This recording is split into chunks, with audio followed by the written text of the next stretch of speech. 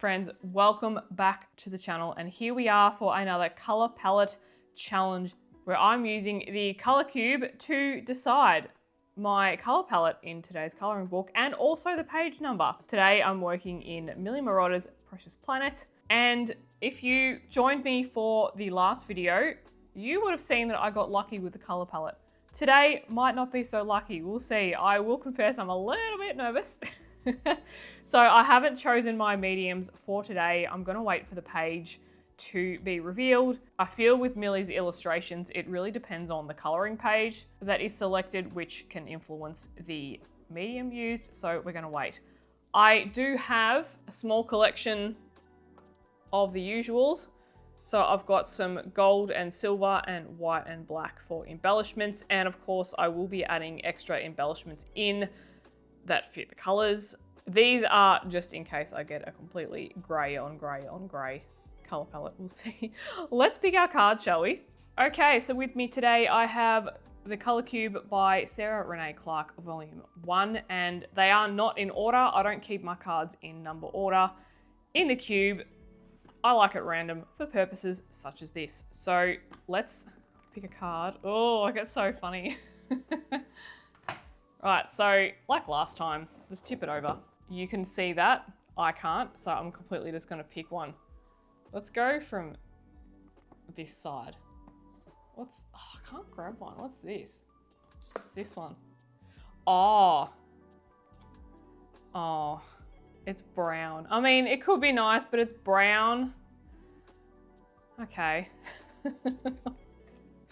Okay, so we're going autumnal today, so you know, this would be fitting if you're in the US, this will be fitting for you because, you know, autumnal. We could make it work, but it's very brown and black.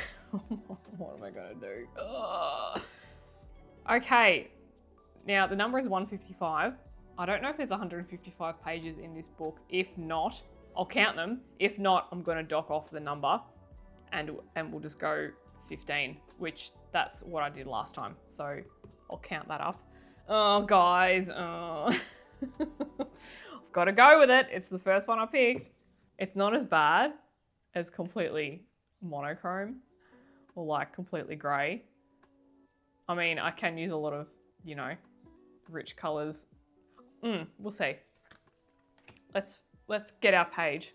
Okay, so this book certainly does not have 155 pages, so we're going with number 15, which is our Java Rhinoceros and the Java Sparrow, which, look, pretty fitting, yeah? I feel like this combo is gonna work. I've just gotta figure out what mediums I'm gonna use. I mean, I'd prefer to have this with this page than to have it with the opposing page, which is a turtle. But look, you know, gotta get creative.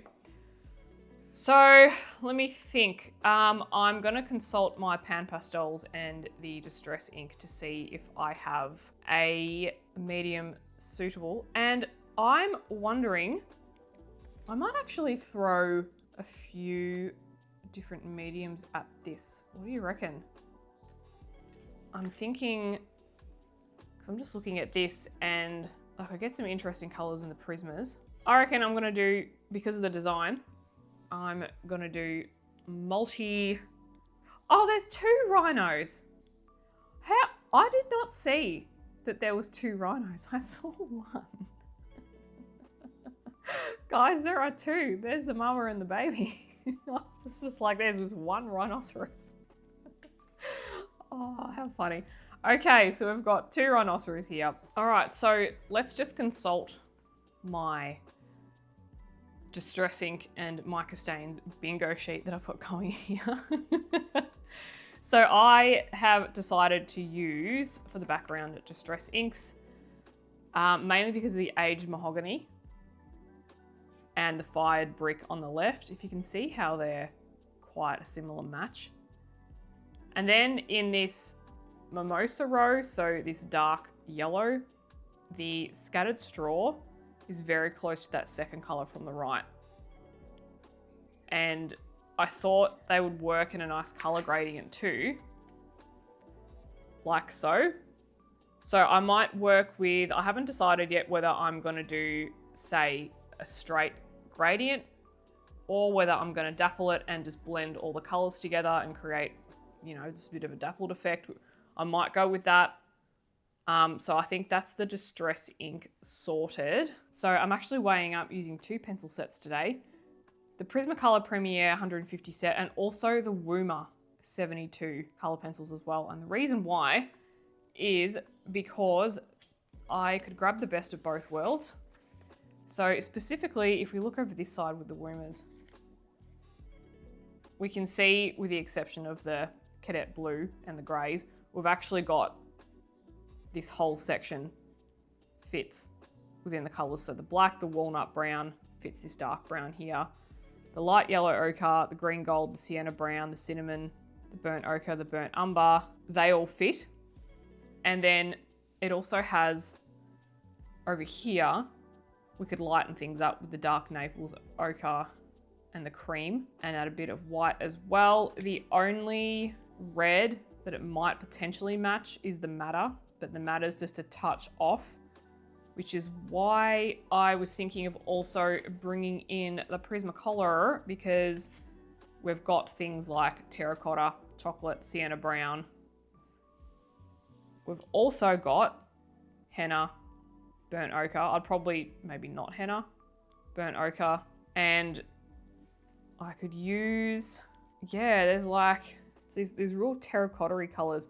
I could probably blend with some color combinations to actually make the colors. So, and even this beige sienna just seems to match that. And like, I've already got a color combination here, the goldenrod up to the jasmine. So that'd work too. And with their browns as well. And just looking at the actual image, even the French greys could work. And just looking back at the rhinoceri. So I'm thinking of coloring in sections. So that would be a section. That would be a section. But I would most likely go over the top with these stripes with gel pen potentially. And we could do, yeah, just in big sections. And then black for some details. So for the feet. I could even bring in some Tooli-art Paint pens for some sections if I have the colors. So yeah, I think it's doable. I think it's just a matter of getting some color combinations together. The good thing is that I can use the gold as well, the black and the gold and the white. So all of these, probably just not the silver, but all of these will work. But I can grab some other embellishments too. Right, so I'm one step closer to having my complete color palette. Now, I just wanted to show you with the Tooli-art Paint pens. I keep mine in this little list as well.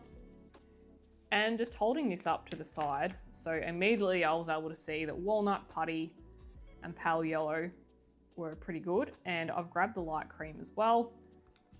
And the pale yellow is almost an exact match. So I'm going to use the Tooli-art Paint pens for a lot of the line work as well. So I'm just going to start with 6 combinations. I think that's enough for now. And it'll depend on how the background comes out. So with the Distress inks here, it depends. If we're looking very deep and dark, then I'm going to try and focus on the yellows and the cinnamon shades and have the darker colors as an accent, because I want the page to look bright and vibrant, but I don't want it to look too heavy either. So I'm going to try and balance that up. This is just my loose plans for now. I might bring in other color combinations. So with the Woomers, I've got this nice 5 color gradient here going on. So we've got sienna brown, light yellow ochre, green gold, dark Naples ochre, and cream. And you could always, if I wanted to lighten this up, I could just knock off the sienna brown. If I was coloring in a small space, I could just remove some of those as well. And the second one over here is the cinnamon, light cinnamon, white or cream. I think I would like to explore doing both. It looks nice with the white, but it'll also look nice with the cream. I do want to try and keep this reddy tone. And then the black, so black, walnut brown, taupe grey, and city grey. So that's 4 there. And then in the Prismacolor on the left here, we've got dark brown, chocolate, sienna brown, and ochre. So you can see that, so with our colors here, we're starting off with the browns and then we're actually blending into more of this terracotta brown. So trying to have both of those in the one combination, but I could also just fade it out to a beige as well. And then in the middle, the terracotta, the pumpkin orange, mineral orange, and goldenrod. It does look a little bit more orangey because I did try cadmium orange and it just looked too bright. It wasn't really true. You'd be on the fence about it. I think if I was struggling for combinations, I might add it in, but there's another 4-1 there. You could actually, if you wanted to do a big combination, you could actually pair these two because that finishes and starts on the same one. So you could go right terracotta right down to cream. So that's 6 for now. And I'm excited to bring in the Woomers as well. As usual, I like to combine my videos with a mix of demonstration and also some time-lapse things so you can follow along. These challenges almost turn into like a demo and do color alongs, don't they? Almost. So feel free to join me today if you like. All my colors are here. If I end up changing anything or removing anything, I'll let you know. And I'll also leave everything down in the description too.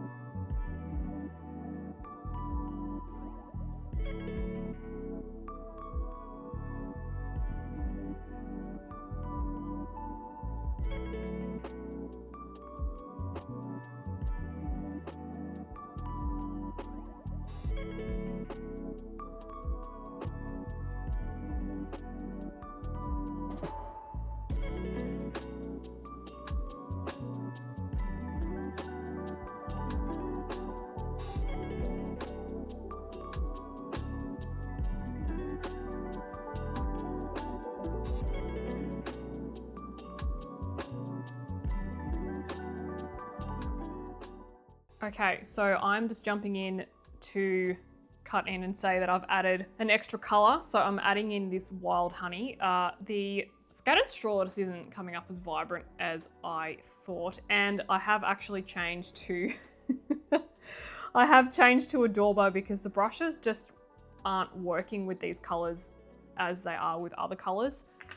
I'm experiencing a lot of splodginess and I kind of haven't experienced this really with the brushes before. So I don't know if it's the paper, I don't know if it's just the colors, but I'm having a really difficult time getting a smooth blend. So I'm just going to put the brushes aside.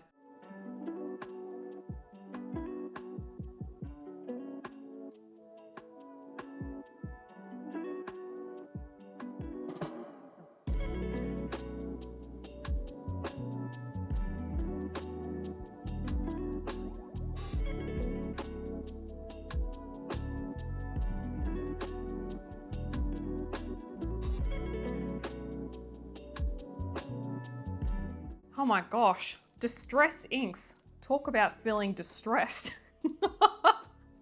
I mean, the results come out really nice on the background, but oh my gosh, I had all these grand plans just to give you this wonderful tutorial on how to use Distress inks, and I just went on an absolute basket case ride. I went on a roller coaster with these. I did not mask up as widely as I needed to. I was trying to be really careful, but I think we just ended up with some carryover into the actual artwork, but I should be able to cover that up with enough pencil work. I'm not too worried about it. So yes, it's so funny how you have all these plans to do X, Y, and Z, and then you're just like, you know what? It didn't work out like that. Oh, funny. But anyway, we have our background. How are we going with our colors? Probably a little bit more on the red-orange side, but I've tried to blend what I can, and I think if we flip over to, we're roughly true to what we needed to be, and I think it's probably turned out a bit more orange because I've added in that wild honey, which I really needed to add that in just to bring up the vibrancy a bit, because I was feeling like at the start I just had this halo around the rhinoceros and I didn't really want that. So bringing in a darker color was better. Okay, so moving on to our pencil elements. If I do change tact at any point, if something's not working, yada yada, I will explain to you at the end what I did.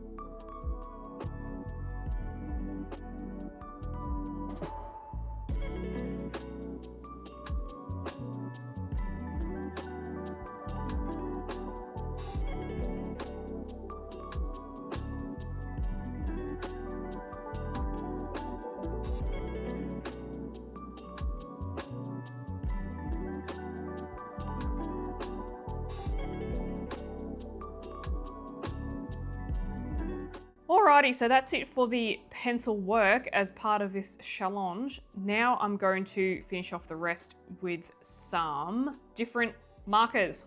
And I have a whole bunch in here that I've selected. Got some Tooli-art Paint pens, some gel pens, some glitter pens, and I did a quick swatch of these, so let me show you. So lots of different browns, blacks, grays, there's a yellow in there, and I have just picked out another one to add to that too, because I just don't want to have anything too heavy because I just want to balance the colors a little bit, but also cover up the mistakes that I made with the ink as well. So now it's time to complete our gel pen portions.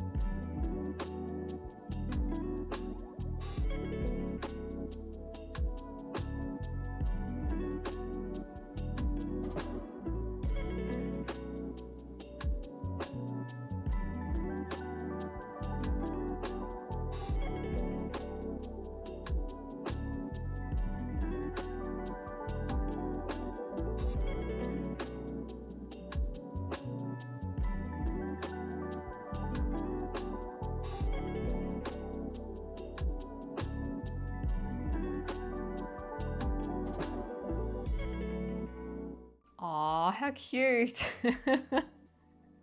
Oh, it's turned out so well. I love it. Let's have a look at the card. Do we think I matched it? I mean, I've got a few little orangey bits coming through, but that's just a blend of the yellow and the red.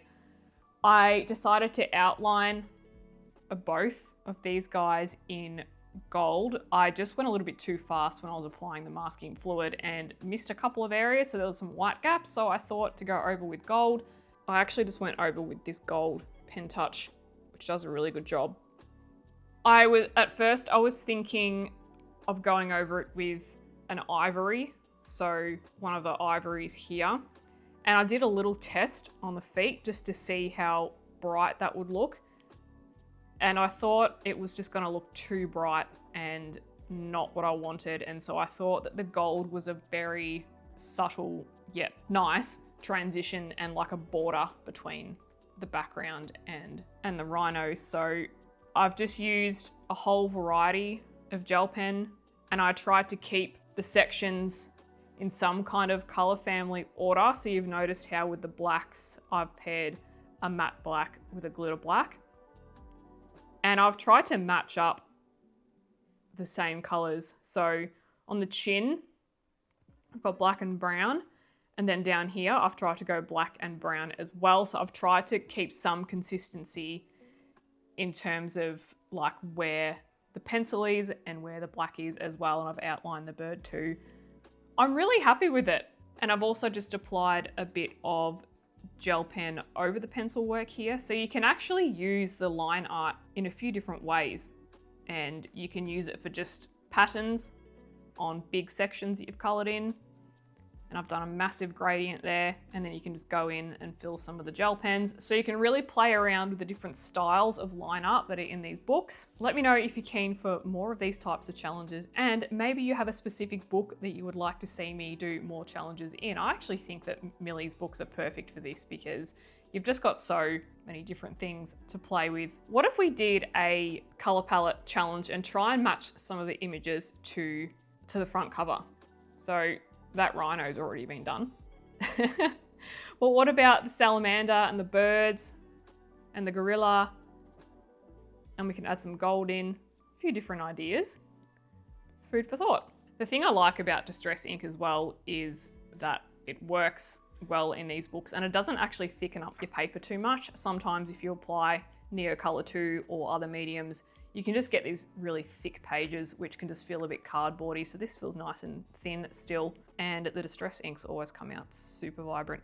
Again, a color palette that I would have never have chosen if I didn't do this challenge. So I think these challenges are very worthwhile. And this probably isn't a page that I would have done either, because I naturally am drawn towards florals rather than animals.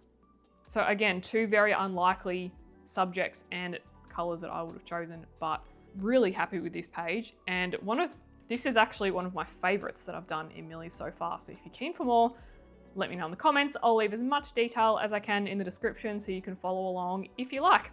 I'll see you guys in the next video. Bye-bye.